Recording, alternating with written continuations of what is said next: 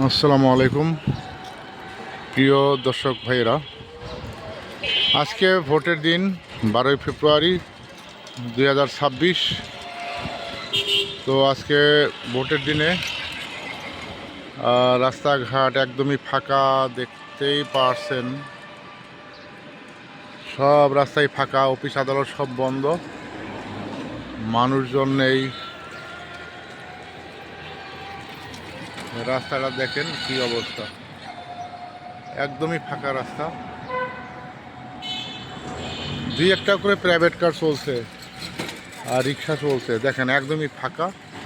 যেদিকে তাকাই সেদিকে ফাঁকা, কোনো মানুষের কোলাহল নেই, কোনো কিছু নেই, শুধু ফাঁকা আর ফাঁকা। এইরকম ঢাকা শহর একদম নীরব আসলে কখনো আমি দেখি নাই। তো ঠিক আছে, ধন্যবাদ, ভালো থাকবেন সবাই, আসসালামু আলাইকুম।